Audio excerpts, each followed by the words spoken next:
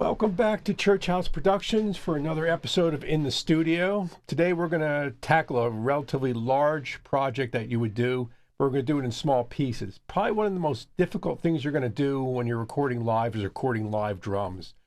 A lot of difficulty involved. A lot of microphones, a lot of sound that bleeds across microphones. So placement, what type of mics, where you put them, how many mics is all really important. I want to break it down a little piece at a time. So in my mind, two of the most important things you're going to hear coming through the mix on the drums, of course, is going to be the snare and the kick. So today we're going to start with the snare drum. What I like to do with the snare drum is usually double mic it. You don't have to. Some people will just use a direct mic on top. You'll pick up more as far as room mix if you have room mics. But I like using a top and bottom one for a couple reasons. The sound on the top has one piece to it, a nice snap. But you're going to pick up a lot of the snare and rattle from the bottom if you do it correctly. What I'm using is two SM57 mics. That's a pretty standard microphone to use for recording snares and a lot of other drums. It's very directional, so you don't get a lot of sound bleeding through the back. If you keep it close enough, you're probably just going to pick up mostly that drum and not have everything else bleeding through. So what I have is a top one and a bottom one. The top one basically relatively close to the snare head, pointing more towards the middle where you're going to pick up things. The bottom one is placed going directly up underneath the snares. That's just sort of my placement for it. There's lots of different ways you can do it, but what I'm trying to do is pick up what I found for me works out best in this room for this sound. So there's some problems you're going to have to take care of when you're recording the snare, and we're going to go through those. First things first, we'll start with like sort of cleaning up the sound. So let me give you a few shots on the snare so you hear what we're listening to now.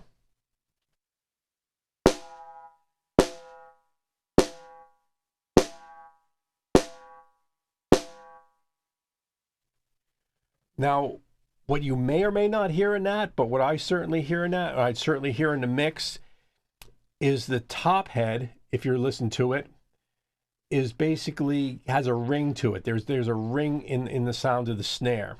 So what I want to do is get rid of that sound of the ring in there. And there's a couple ways you can do it.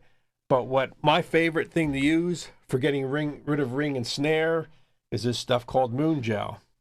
Some people will just use tape. I like using the moon gel on it. So what I'm going to do is I'm going to give it a few more shots so you can hear what it sounds like, because what you're listening to is coming directly out of the mixing board. And then I'm going to put the moon gel and see if we can hear the difference. So let's start again with a couple shots without the moon gel and listen to it.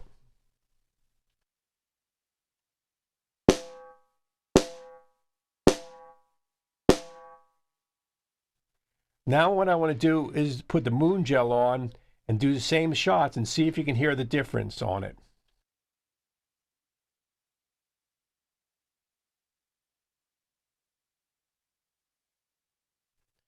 This is lovely stuff. It's green, it's sticky. It basically just sticks to your top of the head. It's like I said, some people use tape. I like this. I like to sort of place it on either side of the microphone so it dens it around where I'm going to be, where the microphone sound is picking it up the most. Usually two pieces will do it for me. Now, let's give it those shots again and see if you can hear the difference between them.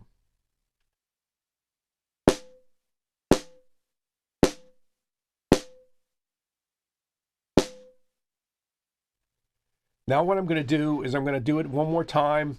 I'm going to take this gel off, hit it, put the gel right back on, hit it again, see if you can pick up the difference there.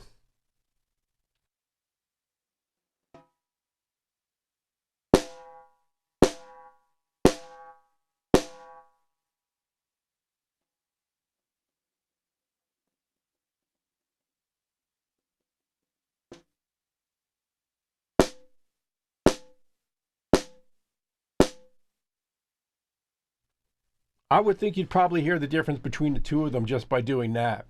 So what that's doing is eliminating the ring. If you're playing live drums, the ring is great. It fills the room. You're in a live room. You're not going to notice it. But when you're recording it, when you listen to it, you'll play it back within the song and you'll say, what the heck is all that ringing going on? Well, it's basically the vibration of the head across the metal, and what you do to slow that down is use the moon gel. So that's what I would be doing for that. Now, the second thing you're going to have to take care of is something called phase cancellation. And we will show you some examples of how that works as we go along. What phase cancellation is sound is basically a wave. You know, you've seen the curved lines of the waves, sound waves before. What ends up happening if you have a microphone set up like this is one mic is pointing down to here, one's pointing down up from the bottom. What happens is when you hit the top, it compresses this down, pushes it down, the sound goes down that way. But what's happening is this is picking it up from the opposite direction.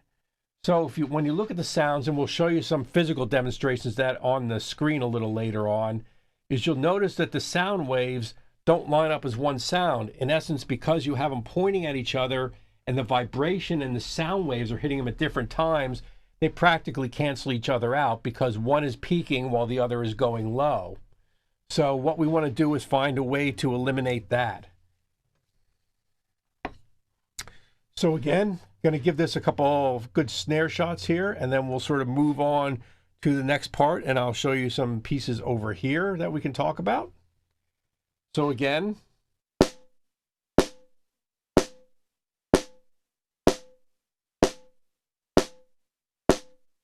so what we're going to do is I'm going to move the camera, take a break here for a second, and we're going to go on to the second part of this, which is showing phase and showing how we can do phase cancellation. So for this part of the demonstration, we've moved over to the recording console, and we're going to take a look at what the sounds of the drums are in the software itself. What you see here is I've taken 8 snare hits, obviously 2 microphones, 2 channels, one for the top mic, one for the bottom mic. So let's do this. Let's listen to each one separately first. This is the top mic.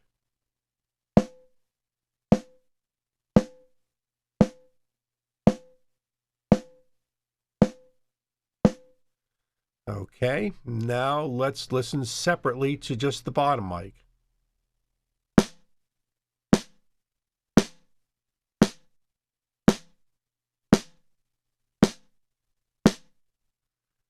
You can find a noticeable difference in two. The top mic is your typical snare sound, nice pop to it. We've eliminated that ringing and buzzing by putting the moon gel on it. So we got a nice solid top mic. The bottom mic obviously picking up more of the rattle of the snare and a little sharper sound to it.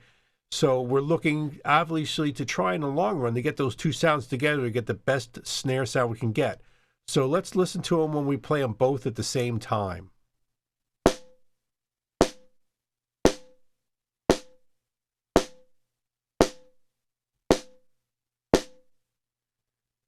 Now, to me, if you're listening, it doesn't sound as good as either one separate. So at this point, I would take either separate mic over the mics some together. Now, the reason for that is what we're talking about before. The mics are out of phase because they're pointing to each other from the same sound. Sound's reaching it at a different time, but it's the same frequency sound. So what's going to happen is those two mics, since they're out of phase, are going to cancel each other off. So if we take a look at the drum hits itself, we're going to draw this out so we can see the peaks and valleys, and it looks more like the wave that you're used to seeing instead of the points. And we're going to take a look at those sounds. Now you notice when you draw them out and you really take a look at them, the peaks and valleys are almost the opposite of each other. So the top mic is peaking while the bottom mic's in a valley and vice versa. What ends up happening because of that is the peaks and valleys cancel each other out, so we have sound cancellation. Now the mics are not exactly out of phase, so you're going to get some sound out of it. It's not, still going to hear the snare drum, but what's going to happen, it's going to take a lot of the sound out. So that's why when we played both of those microphones together, it sounded noticeably thinner than it did when we played them separately. So here's what we're going to do. We're going to take one of the channels on here, one of the tracks, and we're going to reverse the phase on it. You can do it in the software on the track. You could also do it if you wanted to as you're recording one of the microphones, and you could run probably a reverse phase on your mic preamp or maybe on your mixing board to change it over before it gets there. I personally sort of like recording them both at the same time and then reversing the phase when I'm playing it back. So here we go. We're going to reverse the phase on that track, on the bottom track, like this. And now we're going to play them both together again. So let's take a listen.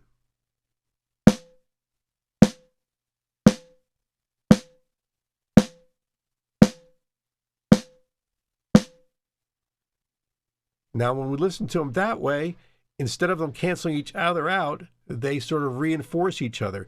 Now, you would take this sound and decide if you wanted more of the top, more of the bottom, whatever. But now you have the ability, since they're no longer out of phase, to make a pretty decent snare sound. And that's what we're looking for in the long run. So 2 tips today. Watch your mic placement so it's not, picking up other parts of the drums. Put the moon gel on or some tape or whatever if you're getting a ringing going on.